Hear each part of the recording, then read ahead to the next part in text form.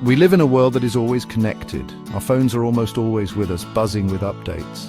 Social media apps are a big part of this connection. They let us see what friends are doing and share our own news. This can be fun and useful in many ways. We can talk to family far away and learn new things from people all over the globe.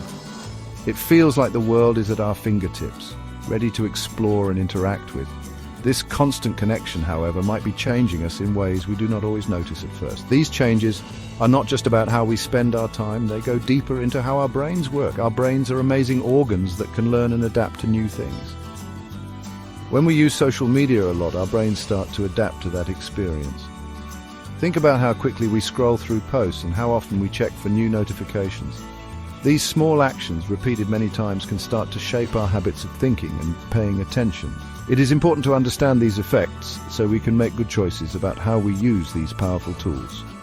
This essay will explore how social media might be hijacking our brains. We will look at the science in simple terms, discussing dopamine, focus, memory, and emotions. How does seeing perfect pictures online make us feel? It is not about saying social media is all bad. It is about understanding it better. Knowledge gives us power to control our use instead of letting it control us. Let us begin to explore these fascinating and important topics together. Have you ever wondered why it feels so good to get a new like or a comment on your social media post? There is a special chemical in your brain that is responsible for this feeling. This chemical is called dopamine. Dopamine is often called the feel-good chemical. When you do something your brain thinks is rewarding, it releases a little bit of dopamine. This makes you feel pleased and encourages you to do that action again. Social media apps are very good at giving us these little dopamine hits. Think of it like a slot machine in a casino. When you pull the lever on a slot machine, you might win, or you might not. The not knowing, the anticipation, is part of what makes it exciting. Social media works in a similar way. You post something, or you open the app. You do not know if you will have new notifications. This uncertainty, this variable reward schedule, is very powerful for the brain. Each time you refresh your feed or check for notifications, it is like pulling that slot machine lever. A new like, ding, a new comment, ding. Each ding is a small burst of dopamine. This system of rewards can create a cycle, making it hard to break the habit. Do you find it harder to sit and read a long book? Or maybe you get distracted easily when trying to do homework or listen to a long talk. You are not alone. Many people feel that their ability to focus for long periods is not as good as it used to be.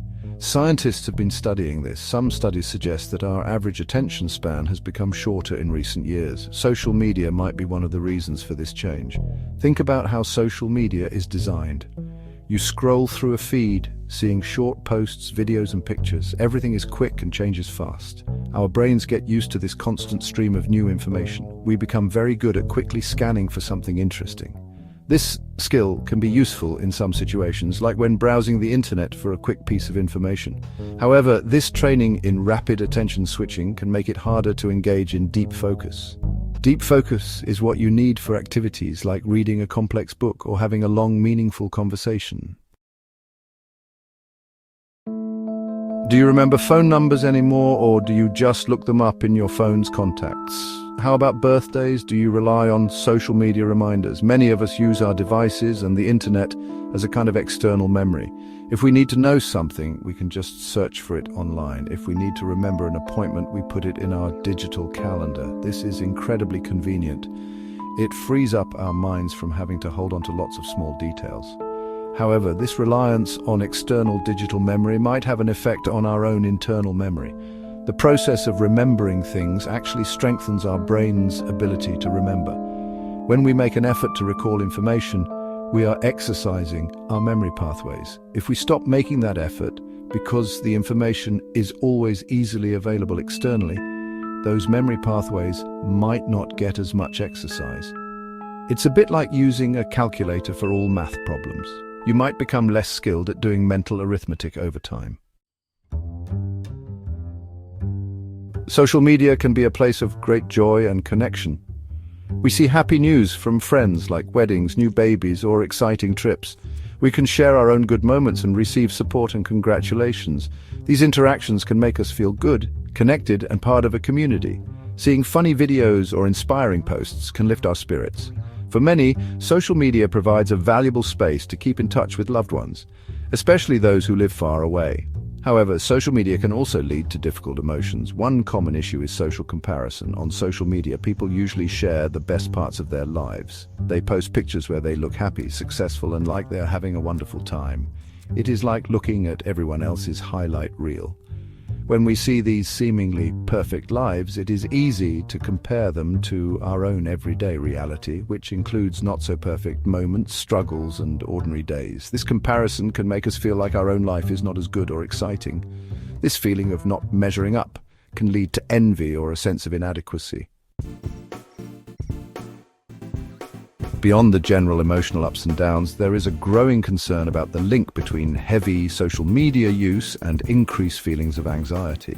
Anxiety is more than just feeling worried for a little while. It can be a persistent sense of unease, nervousness, or fear.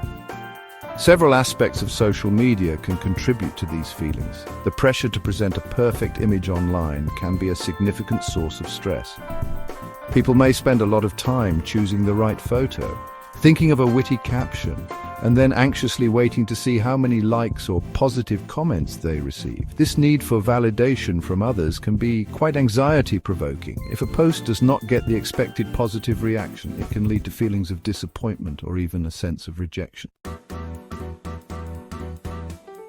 It is important to understand that social media apps are not designed to be something you use for a few minutes and then easily put away. Tech companies that create these apps often employ people who understand human psychology very well. These can include neurodesigners and behavioral psychologists. Their job is to design the apps in ways that make them as engaging as possible, encouraging users to spend more and more time on the platform. The more time you spend, the more advertisements you see, and that is how many of these companies make money. One common design feature is the infinite scroll. Think about your social media feed. You can just keep scrolling down and new content keeps appearing. There is no natural stopping point like the end of a chapter in a book or the end of a TV show. If you feel that social media is taking up too much of your time or affecting your mood, the good news is that there are practical steps you can take to regain control. The first step is often awareness. Try to notice how much time you actually spend on these apps. Many smartphones now have built-in features that track your screen time and show you which apps you use the most. Seeing these numbers can sometimes be surprising and can motivate you to make a change. One effective strategy is to turn off most notifications. You probably do not need to know instantly every time someone likes your photo or posts an update. Go into your phone's settings and disable notifications for social media apps, or at least limit them to only the most important ones, like direct messages from close friends. This reduces the number of times your attention is pulled away from what you're doing. Without those constant pings and buzzes, you will find yourself checking your phone less automatically. Another helpful tip is to set specific times for checking social media, rather than checking it randomly throughout the day. For example, you might decide to check it for 15 minutes in the morning and 15 minutes in the evening. Outside of these times, try to keep the apps closed. Reducing your social media use is a great start, but you can also actively work on rebuilding and strengthening your ability to focus and think deeply. Just like a muscle, your brain's capacity for concentration can improve with practice. One of the best ways to do this is to engage in activities that require sustained attention. Reading physical books, for example, is excellent for this. Unlike scrolling online, a book encourages you to follow a single narrative or argument for an extended period, without constant interruptions or new stimuli. Another powerful way to improve focus and calm your mind is to spend time in nature. Studies have shown that being in natural environments can restore attention and reduce mental fatigue. Even a short walk in a park without your phone can be beneficial. Pay attention to the sights, sounds, and smells around you. This kind of gentle, undirected attention allows your brain to relax and recharge, making it easier to concentrate later on tasks that require more directed focus. Practicing mindfulness or meditation can also be very helpful. These practices involve training your attention, often by focusing on your breath or bodily sensations.